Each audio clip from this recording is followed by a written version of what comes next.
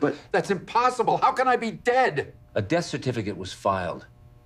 The person who reported you, who collected the insurance. The police showed up on Tuesday morning to arrest him for being alive. How do you prove you're not a ghost when your own daughter is the one who says she buried you? The knock came just as he was watering the marigolds his late wife Helen had planted, the only living thing he felt truly connected to anymore. At 71, he was a man forged in the humming, oil-scented world of a Cleveland tool and die shop. For 43 years, he had worked with calipers and micrometers, shaping raw steel to tolerances of 1/1000th of an inch, a margin of error thinner than a human hair. That same meticulousness governed his life. He had to call Frank again, his voice thick with mortification, and ask for another loan. "Don't you even think about it, Ron," Frank had barked over the phone.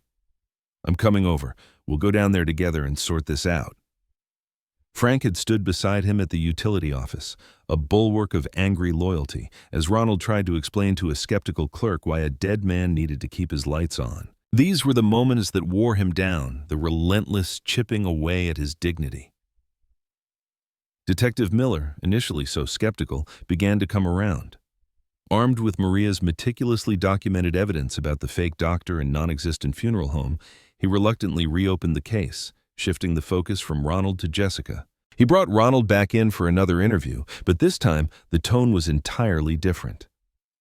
The questions were not about Ronald's potential complicity, but about Jessica's life. He asked about her husband, Mark, about their lifestyle, about any signs of trouble. "They always seem to have new things," Ronald recalled slowly, sitting across from Miller in the same gray room, the memories now tinged with a dark suspicion. "A new car last spring, a fancy vacation to Mexico last year. I thought Mark's business was doing well. Jessica said he'd landed a big contract selling a fleet of cars to some company. He remembered asking her over the phone how they could afford it all. She'd laughed it off, a brittle, high-pitched sound. "We're up to our eyeballs in debt, Daddy. What else is new? You only live once, right?" It had seemed flippant and irresponsible at the time. Now it sounded like a confession. Miller made a note, his pen scratching loudly in the quiet room. "Do you know where they bank, Mr. Briggs?" Highest, Ronald provided the name of the local credit union he knew she used. It felt like another betrayal, but he was long past the point of protecting her. The real breakthrough came when Maria, after a lengthy and contentious court battle, finally managed to subpoena Jessica's bank records. The day the thick manila envelope arrived by courier, they sat together at her desk, a sense of grim, nervous anticipation hanging in the air. Maria sliced it open with a letter opener, and they stared at the printouts. On March 20th, 5 days after his official death, there it was. A single deposit, $250,000 from Midland Mutual Life Insurance. The line item made Ronald's stomach churn with a sick, acidic feeling. What followed was a portrait of frantic, desperate spending that defied all logic. The day after the deposit, a $60,000 payment to a luxury car dealership for a new SUV. Over the next few weeks, thousands upon thousands of dollars spent at high-end department stores, designer bags, expensive electronics, jewelry, a $15,000 charge for a Caribbean cruise. But that wasn't the worst of it. The most damning entries were the repeated, almost daily wire transfers to various online gambling sites, their names vaguely exotic and illicit. Tens of thousands of dollars, evaporating into the digital ether. They were gamblers. Not just casual gamblers, but deep-in-the-hole addicts who had run out of road and torched their last remaining bridge for one more fix. Ronald stared at the columns of numbers, his heart a cold, heavy stone in his chest. It wasn't about a broken water heater or a dental bill. It wasn't about helping her family get by. His checkbook was balanced to the penny every Friday night, the ledger filled with his neat, blocky handwriting. His lawn was a carpet of uniform green, edged with military sharpness against the concrete walkway. She had looked him in the eye, held his hand, and called him Daddy, all while planning to cash in his life to fund a vacation and a gambling habit. This was a level of selfishness so profound, so complete, that he couldn't wrap his mind around its sheer scale. He thought of Helen. saving every extra dollar, clipping coupons, making sure their only child would want for nothing. The irony was a bitter acid in his throat, burning away the last vestiges of the father who made excuses for his little girl. He slid the bank statements across the desk to Detective Miller that afternoon. The last remnants of the detective's doubt vanished, replaced by a grim professional resolve.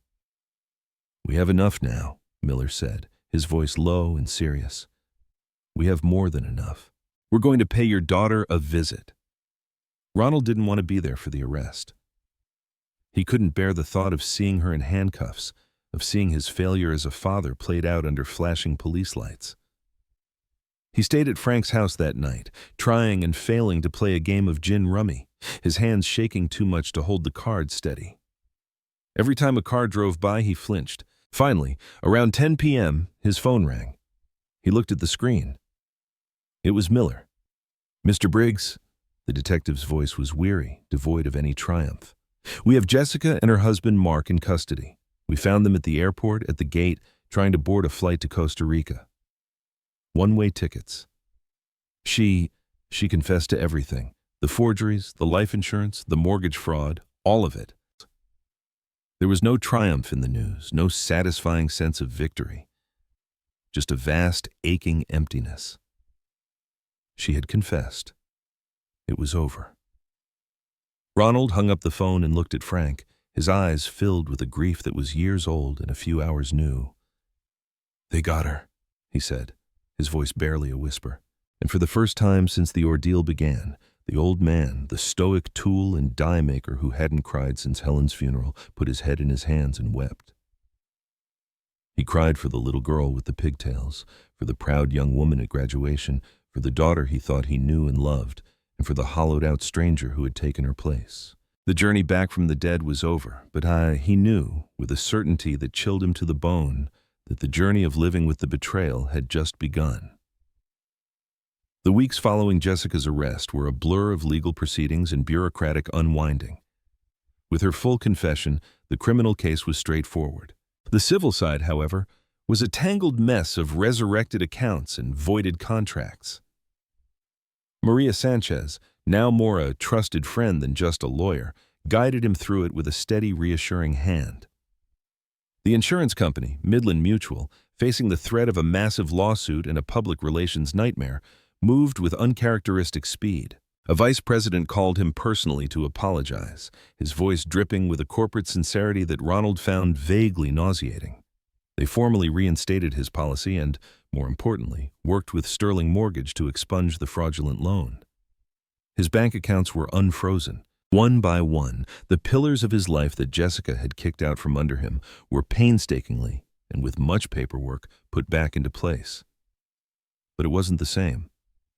His name was cleared, his money was restored, but the world felt different, its colors muted and untrustworthy. He was no longer just Ronald Briggs, retiree, poker player, gardener. His coffee, a specific blend from a local roaster, percolated at precisely 6:15 a.m., filling the small, paid-off bungalow with the only aroma that could rival the lingering ghostly scent of Helen's rosewater perfume that still clung to the curtains in their bedroom. Every morning, the scent was a gentle greeting and a painful reminder, a paradox he had learned to live with. He was the man whose daughter tried to bury him alive. The local news ran a short, sensational story about the case, using a smiling photo of Jessica from years ago that made his stomach clench. His neighbors now looked at him with a mixture of pity and morbid curiosity. They would wave from across their lawns, their smiles a little too bright, their questions about how he was holding up a little too probing. He found himself retreating back into the shell of his home, the silence no longer a comforting reminder of Helen, but a constant, roaring reminder of his profound loss. He had to make a decision. The prosecutor's office called. They wanted him to give a victim impact statement at Jessica's sentencing. The thought filled him with a cold dread. To stand in a courtroom and speak about the depth of his daughter's betrayal felt like a final public vivisection of his family. He discussed it with Frank over their now regular Wednesday night dinners at the Kowalskis. "Yes, you don't owe her anything, Ron," Frank said, his voice firm as he carved into a meatloaf. "After what she did? Let her rot. Don't give her the satisfaction of seeing your pain. But it wasn't about revenge, and it wasn't about her. Ronald sat in his workshop late one night, the familiar smell of sawdust and old oil surrounding him like a comforting blanket. He ran his hand over the smooth, worn wood of his workbench, scarred with the marks of 40 years of projects. He thought about the thousands of hours he'd spent there, creating, fixing, making things right. This was a mess he couldn't fix with a tool or a blueprint. He looked at a framed photo on the shelf, a picture of him and Helen holding a tiny swaddled baby Jessica, all three of them squinting in the bright sun of a long-ago summer. What would Helen do? She was a woman of quiet, unshakable principle. She would have faced the truth, no matter how painful, and she would have spoken it plainly. He called Maria the next morning. "I'll do it," he said, his voice resolved. "I'll speak." The day of the sentencing, the courtroom was cold and sterile, smelling of floor wax and stale air. Ronald sat in the front row with Maria on one side and Frank on the other. When they brought Jessica in, wearing a drab prison jumpsuit several sizes too big, he barely recognized her. The vibrant, selfish energy was gone, replaced by a dull, hollowed-out exhaustion. Her hair was lank, her face pale and puffy. She wouldn't look at him. She kept her eyes fixed on the defense table. Her husband, Mark, who had taken a plea deal and would receive a shorter sentence for his role, stared at the floor as if hoping it would swallow him whole. When the judge called his name, Ronald walked slowly to the podium. His legs felt like lead. His hands trembled as he unfolded the piece of paper on which he'd written his statement. He looked out, not at the judge in his black robes, not at the lawyers in their dark suits, but at the back of his daughter's head. "My name is Ronald Briggs," he began, his voice surprisingly steady, amplified slightly by the microphone. "My daughter, Jessica, and her husband tried to take everything from me.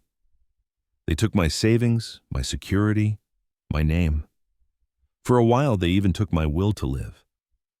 But the thing they stole, that I can never get back, is my memory of her.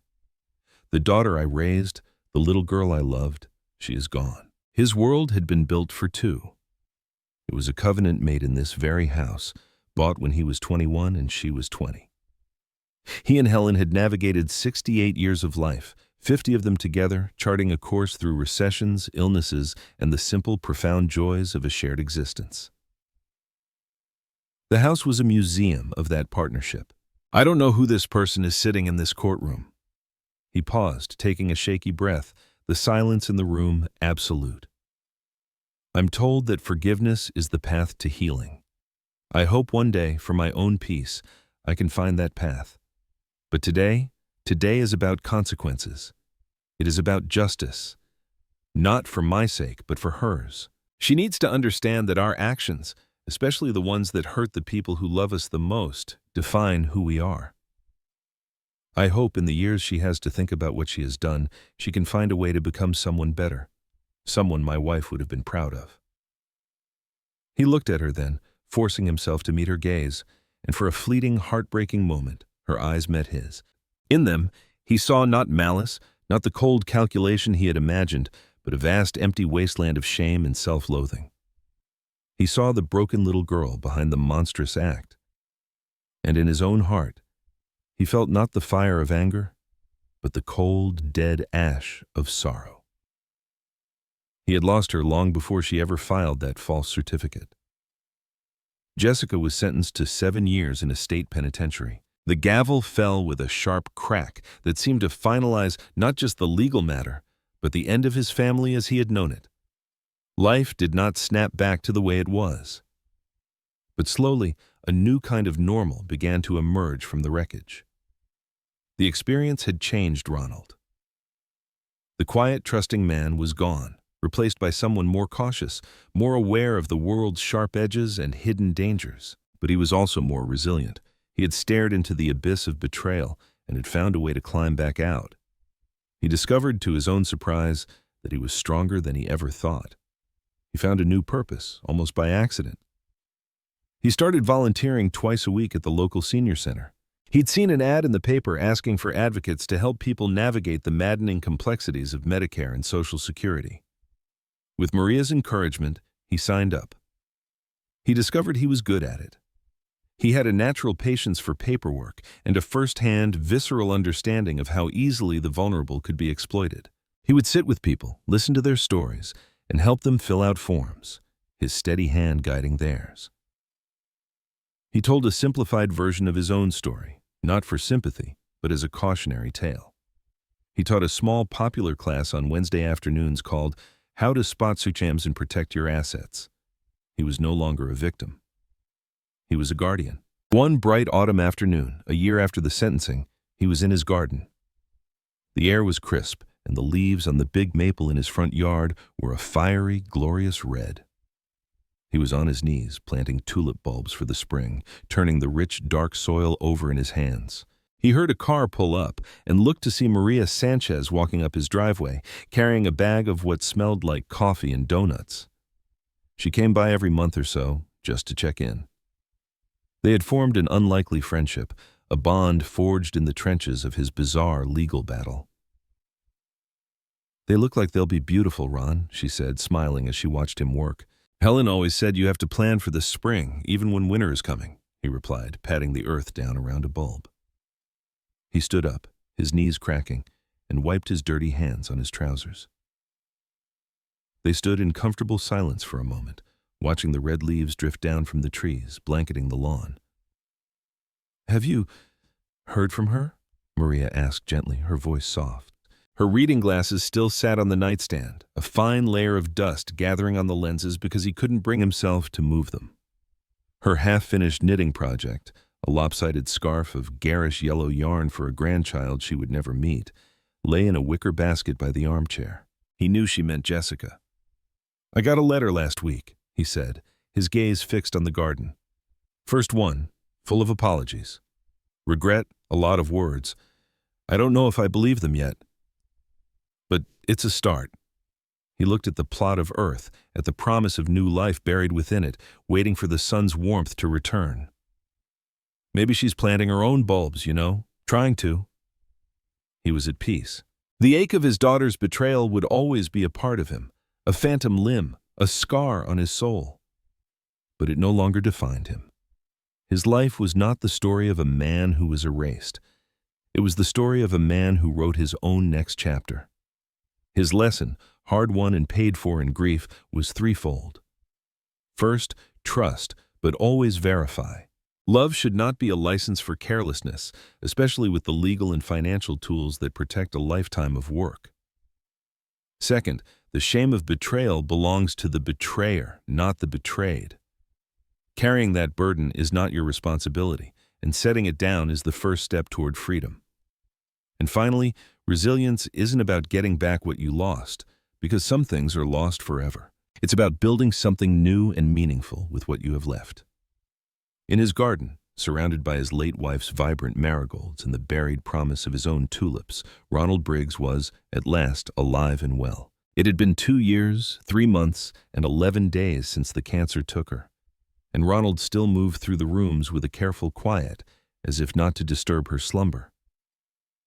The silence she left behind was a physical presence, a weight in the air he had learned to carry, a constant, low hum of absence beneath the noise of the television or the ticking of the grandfather clock in the hall.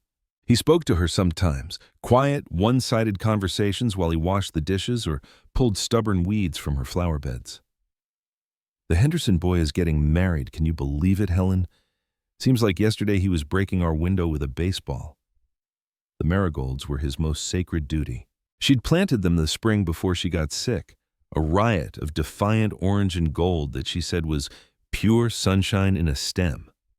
Tending to them, feeding them, watering them, it felt like tending to her memory, keeping some small part of her vibrant life rooted in the earth. His financial world was as orderly as his workshop. He had his pension from the factory, a steady, reliable deposit on the 3rd of every month that he tracked in his ledger. He had his Social Security, which he'd started taking at 67, just as he and Helen had planned decades before, poring over pamphlets at their kitchen table. And he had the life insurance policy.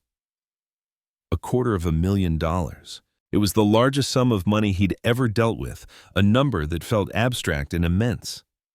It wasn't for him. It was for Jessica.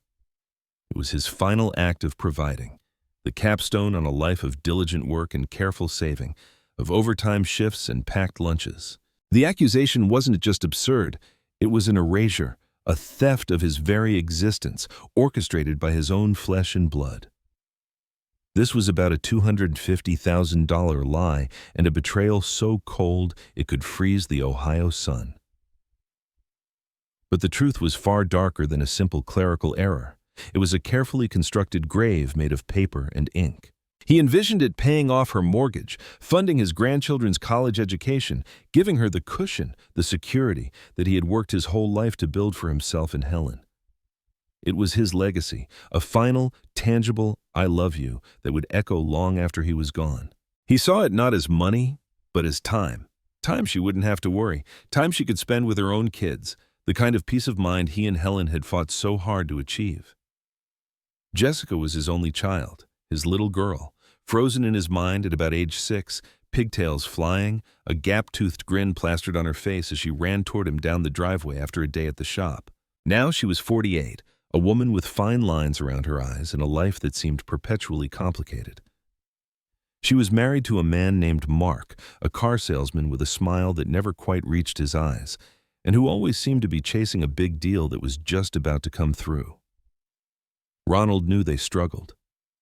He wasn't blind. He'd seen the worn tires on their minivan, heard the strained, brittle notes in Jessica's voice when she talked about a broken water heater or a surprise dental bill for one of the kids. He'd helped, of course. He always helped. A down payment for their first house 20 years ago. $5,000 to get them through a rough patch when Mark was between jobs 6 years back. He never asked for it back. That wasn't what a father did. A father provided. A father fixed things. He just wished sometimes that she would let him in, that she would talk to him about her worries the way she did when she was a teenager with a broken heart. But she had built walls, polite and loving walls, that kept him at a safe distance. He trusted her completely, utterly. So when he'd had a small health scare 6 months prior, a dizzy spell in the garden that turned out to be nothing more than dehydration and forgetting to eat lunch, it was Jessica who insisted he get his affairs in order. "Just in case, Daddy," she'd said, her voice thick with a manufactured concern he didn't recognize at the time. Her hand was on his arm, her grip surprisingly firm. "We need to know where everything is. I should have the power of attorney just to help you pay bills if you're ever laid up. I don't want you to have to worry about a thing." It made sense. It was the responsible thing to do. He was 71 after all. He sat with her at the big oak dining table, the one they'd bought for their 10th anniversary, and spread out the documents that constituted his life. The deed to the house, crisp and yellowed, the pension statements, the Social Security information, and the life insurance policy from Midland Mutual. He remembered how her eyes he'd always thought of as warm and brown like Helen's, lingered on that one. She'd tapped the face value, $250,000, with a perfectly manicured nail. The nail was painted a deep blood red. "Wow, Dad, that's amazing. You and Mom were so smart."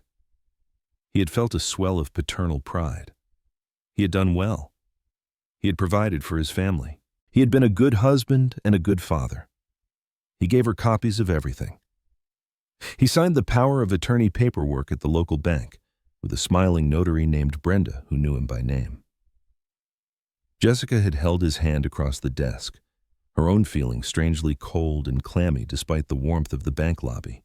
Why would his only daughter, Jessica, declare him dead? And what would the police believe when she was the one holding the death certificate? The police showed up on Tuesday morning to arrest him for being alive. How do you prove you're not a ghost when your own daughter is the one who says she buried you? "This just makes it easier for me to take care of you, Daddy," she'd whispered, and he'd patted her hand, reassured, a lump of love for his thoughtful daughter forming in his throat. He missed the glint in her eye, the slight tremor of avarice in her touch. He saw only his little girl, all grown up and looking out for her old man. The memory of that day, of that complete and total trust, would later become the most painful of all.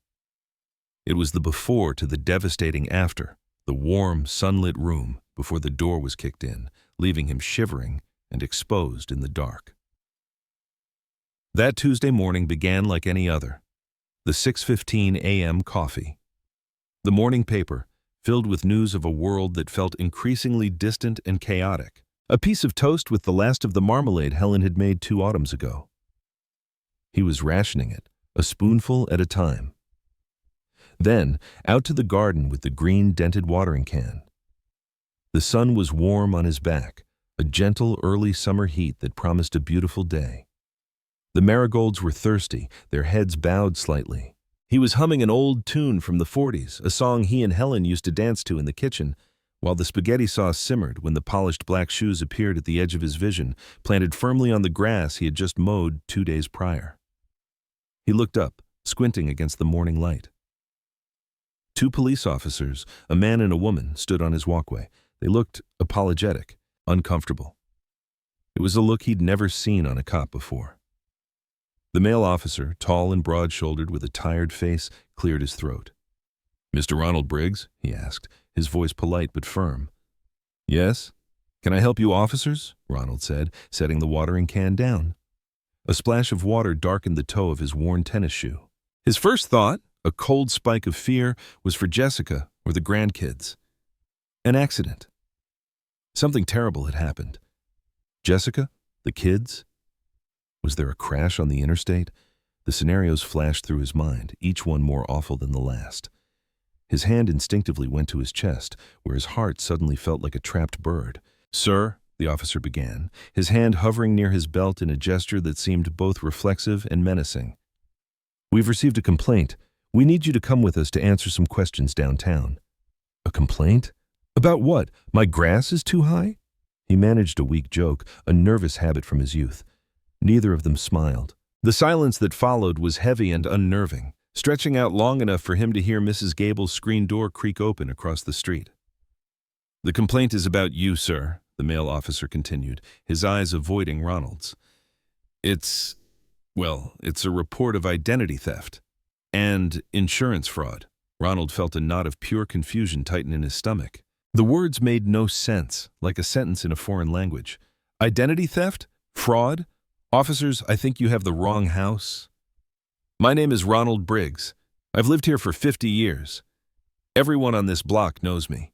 He gestured vaguely down the street, as if the neat little houses could testify on his behalf. The female officer spoke then, her voice softer, tinged with what sounded like genuine pity. "Sir, we understand this is going to sound strange, but according to official state records, Ronald Briggs passed away 3 months ago." The world seemed to tilt on its axis.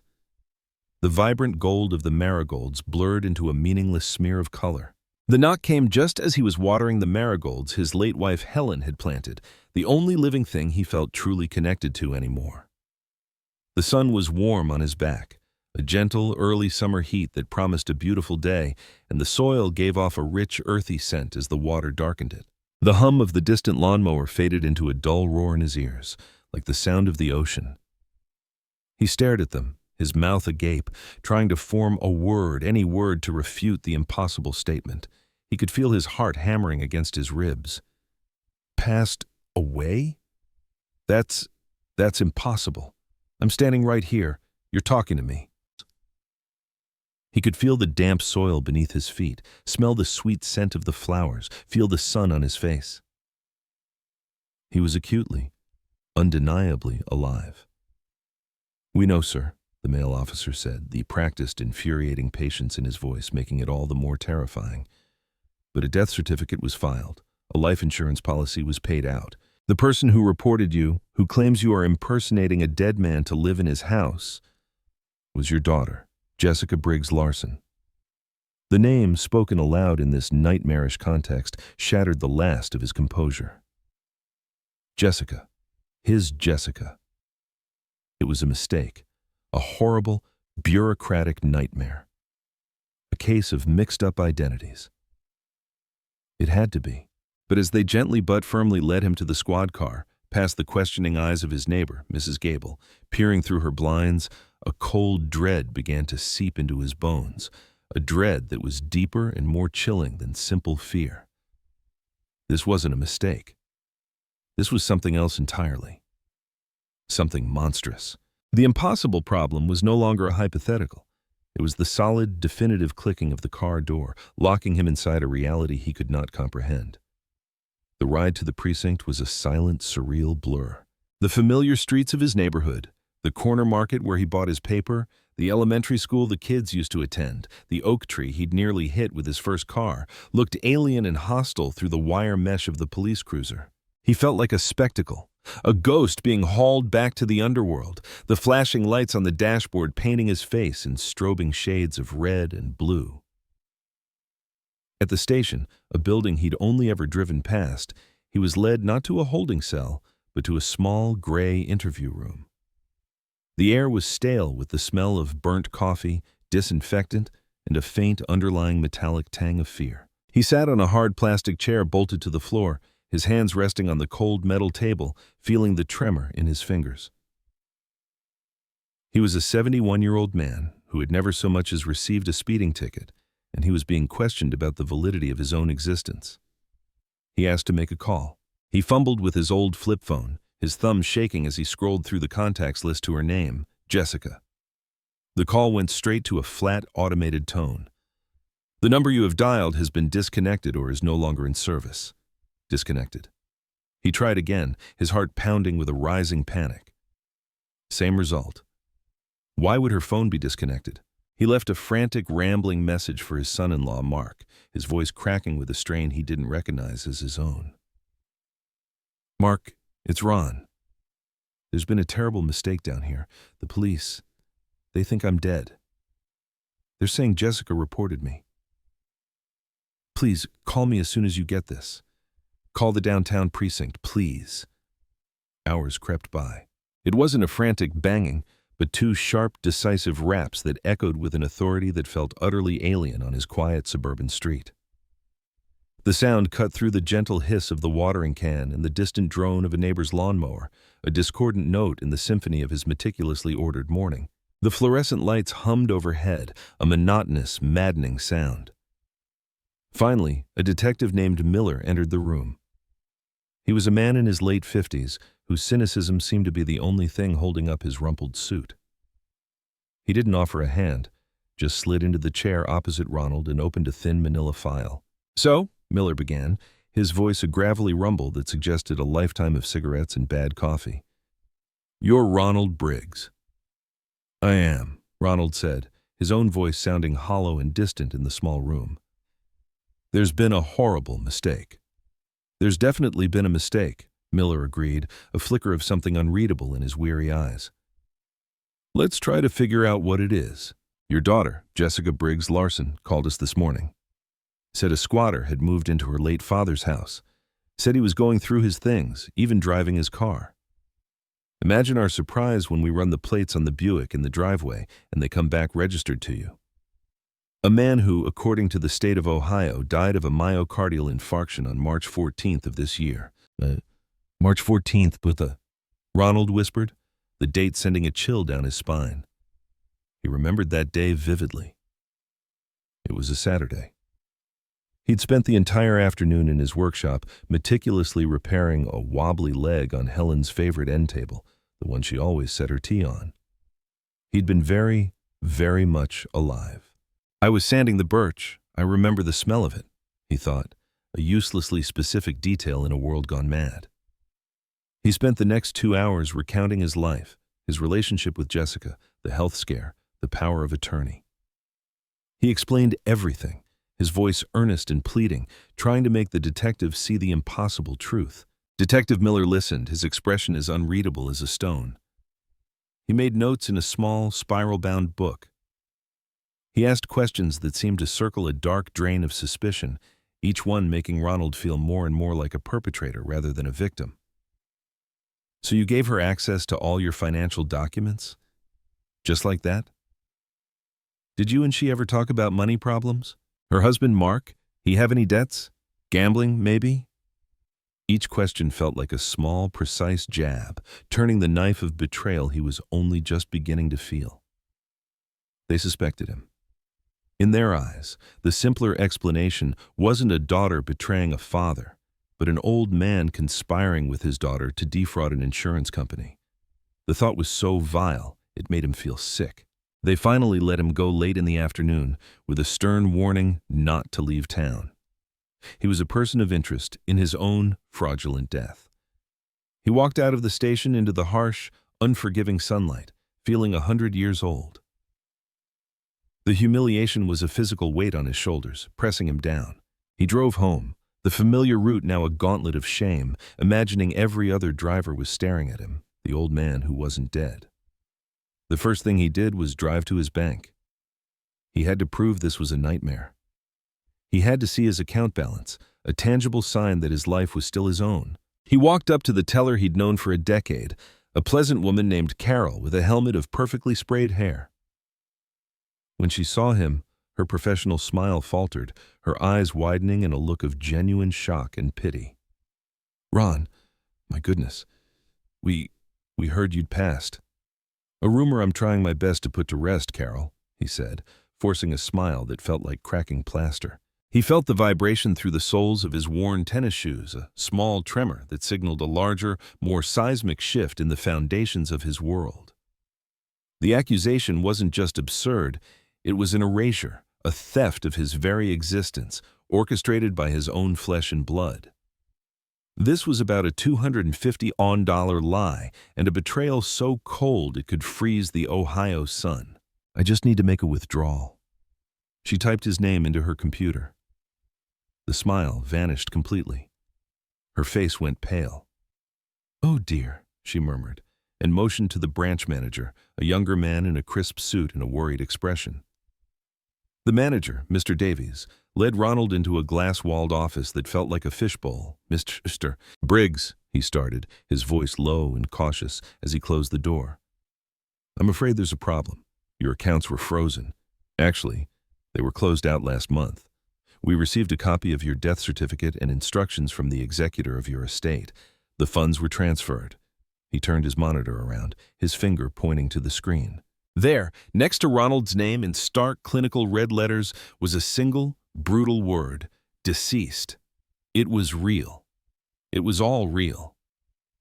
He stumbled out of the bank, the manager's flustered apologies ringing in his ears. He drove not home, but to the cemetery. He parked the Buick and walked the familiar path to Helen's grave, his legs feeling unsteady beneath him. He knelt on the cool, damp grass, his knees popping in protest, and touched the smooth granite of her headstone. Helen Marie Briggs, beloved wife and mother.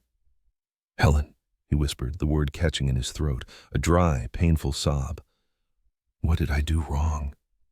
Our little girl, our Jessica, she buried me next to you." He looked at the empty plot beside hers, the one reserved for him, the patch of grass he'd imagined would one day cover his own remains, and for the first time, he understood the chilling finality of what his daughter had done. She hadn't just stolen his money. She had stolen his life, stolen his future death, and left him a ghost to haunt the ruins of the world they had built together. The grief he felt in that moment was sharper, more profound than the day he had actually lowered Helen into the earth. That had been a natural sorrow, the closing of a circle. This was an abomination, a circle violently broken. For 3 days, Ronald existed in a fog of despair. The house, once his sanctuary, felt like a tomb. Every photograph of Jessica was a fresh wound, an accusation.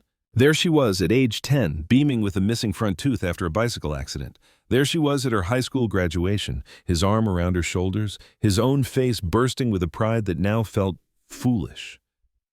There she was on her wedding day, a vision in white, crying as he gave her away to Mark. Which one was the lie? Or had they all been lies? Had this cold, calculating stranger been lurking behind his daughter's eyes all along, waiting for the right moment? He didn't answer the phone, which rang incessantly with calls from his poker buddies, wondering where he'd been on Friday night. He didn't answer the door when Mrs. Gable knocked, holding a casserole dish. He sat in Helen's armchair, the one with the worn floral pattern, and stared at the wall, tracing the cracks in the plaster with his eyes. He couldn't eat. Food turned to ash in his mouth. Sleep came only in short, fitful bursts, filled with nightmares of being lowered into a grave while he was still screaming, the sound of dirt thudding on the coffin lid waking him in a cold sweat. He was financially destitute, his life savings gone. He was legally dead, a non-person, and he was a suspect in his own murder. The sheer totality of the collapse was overwhelming. It was one thing to be robbed by a stranger, another to be scammed by a con artist. He'd read stories like this in the paper, tales of grifters and con artists, and he'd always clucked his tongue, shaking his head at the depravity of strangers. He never imagined the answer to the question, what kind of person could do such a thing, was sleeping under his own roof for 18 years, a product of his own love and devotion. But to be systematically and methodically erased by your own child, that was a wound to the soul from which he wasn't sure he could ever recover. He thought about Helen, about her quiet, unyielding strength during her illness. She never once complained, not about the pain, the nausea, or the indignity of her body failing her. She faced her end with a grace that humbled him. What would she say if she could see him now, wallowing in this pit of self-pity, letting Jessica win? The thought shamed him, but shame wasn't enough to move him. He was paralyzed, adrift in an ocean of betrayal. The world he had known, the one built on the bedrock principles of hard work, family, and trust, had been a fiction. His daughter had pulled back the curtain, and behind it was just a cold, empty void. On the fourth day, the mail arrived. The postman's footsteps on the porch were the only sound that broke the silence. He hadn't checked the mail since his world had imploded. He mechanically sorted through the junk mail and the bills addressed to his estate. And then he saw it. A crisp white envelope with a clear plastic window from a company he didn't recognize. It was from the Sterling Mortgage Company, the one he'd paid off in full 7 years ago, a day he and Helen had celebrated with a steak dinner. Confused, he tore it open with a trembling finger. Inside was a legal notice, printed in dense, intimidating type. A new mortgage had been taken out on his property 3 weeks prior, a home equity line of credit for $50,000. The signature on the enclosed copy of the application was a clumsy, almost insulting forgery of his own. The loan was already in default. The notice was a formal precursor to foreclosure proceedings. They were going to take his house. That was the spark. The house was not just brick and mortar. It was Helen's laughter echoing in the kitchen. It was 50 years of holidays, arguments, and quiet Sunday mornings. It was the grain of the wood on the staircase he'd refinished himself over a Song hot summer. It was the faint, almost invisible pencil marks on the kitchen doorframe, charting Jessica's height as a child, a tangible record of his love. It was the one inviolable piece of his life that remained, and she had tried to steal that too for a paltry $50,000. A different feeling began to burn through the thick fog of his grief. It wasn't hatred. It was colder, harder, more precise. It was the feeling a tool and die maker gets when he sees a piece of precision machinery that is broken and dangerously out of alignment. It was the primal, irresistible urge to fix it, to set it right. That afternoon, Ronald Briggs, the ghost, decided to fight back. He went into the bathroom and stared at his reflection. A gaunt, hollow-eyed stranger stared back. He put on a clean shirt, one of Helen's favorites. He shaved for the first time in days, the sharp scrape of the razor against his skin a strangely grounding sensation. He walked with a straight back out his front door and got into his Buick. He didn't know how, but he was going to get his life back. His journey back from the paper grave had begun. Ronald's first stop was a place he never thought he'd need, the Cuyahoga County Legal Aid Society. The downtown office was on the second floor of a drab municipal building. The waiting room was crowded with exhausted-looking people and smelled of damp wool and quiet desperation. He took a number, 114, and sat on a cracked vinyl chair, feeling profoundly out of place among people whose troubles were etched onto their faces. He was one of them now. After an hour and a half, his number was finally called. The truth was far darker than a simple clerical error. It was a carefully constructed grave made of paper and ink, dug with the casual cruelty of a stranger. Why would his only daughter, Jessica, declare him dead, And what would the police believe when she was the one holding the death certificate, a document that screamed louder than his own living, breathing body? He was led to a small, cluttered cubicle partitioned by gray fabric walls. A young woman looked up from a mountain of paperwork. She had tired eyes, framed by stylish black glasses, but a sharp, intelligent face. Her nameplate read, Maria Sanchez. He told her his story. He started hesitantly, the words feeling insane even to his own ears as he spoke them aloud. My daughter! She declared me dead to collect my life insurance. He watched Maria's expression, expecting disbelief, maybe even a pitying smile reserved for the senile or the delusional. Instead, she just listened, her pen scratching rapid notes on a yellow legal pad. She didn't interrupt. She let him talk for a full 20 minutes, the whole sordid, unbelievable tale spilling out, the police, the bank, the disconnected phone, and finally, the foreclosure notice, which he placed on her desk like a smoking gun. When he was finished, a heavy silence filled the small space. Maria leaned back in her squeaky chair, her gaze fixed on him. She really looked at him, not as a case file, but as a man. Mr. Briggs, she said, her voice calm and even, betraying none of the shock he expected. This is the most incredible and most despicable thing I've ever heard. She paused, tapping her pen against the legal pad. I'll take your case. For the first time in a week, Ronald felt a sliver of hope, a tiny pinprick of light in the crushing darkness. Maria was a force of nature, trapped in a public defender's budget. She was relentless, fueled by lukewarm coffee from a stained carafe and a fierce, unyielding sense of justice. Their first objective was simple: prove he was alive and that the death certificate was a fraud. This, Ronald discovered, was far harder than it sounded. The system, Maria explained, was a massive, lumbering beast designed to process death with grim efficiency. It had no streamlined process for resurrection. Their journey took them to the county records office, a cavernous, dusty building downtown that smelled of old paper and decay. A bored clerk behind a thick pane of glass eventually, after much sighing and typing, produced a copy of the certificate. Ronald's hands shook as he held the official document that negated his existence. Ronald James Briggs. Date of death, March 14th. Cause of death, acute myocardial infarction. Attending physician, Dr. Robert Glassman. Funeral home, Serenity Pines Cremation Services. Every detail was a lie, a pinprick of calculated violation. I've never heard of this doctor, Ronald said, his voice a hoarse whisper. And I sure as hell wasn't cremated. Maria went to work. She spent an entire day on the phone, a warrior armed with a headset and endless patience. Ronald sat in her office, listening as she navigated labyrinthine phone trees and dealt with indifferent bureaucrats. He heard her argue, cajole, and threaten until she finally reached a human being at the state medical board. As he had expected, there was no Dr. Robert Glassman licensed to practice medicine in the state of Ohio. He didn't exist. She then searched for Serenity Pines Cremation Services. The address listed on the death certificate was a vacant lot between a tire shop and a 24-hour laundromat. They drove there together, standing on the weed-choked patch of dirt under a gray sky. It was their first concrete victory. The foundational documents of his death were clumsy forgeries.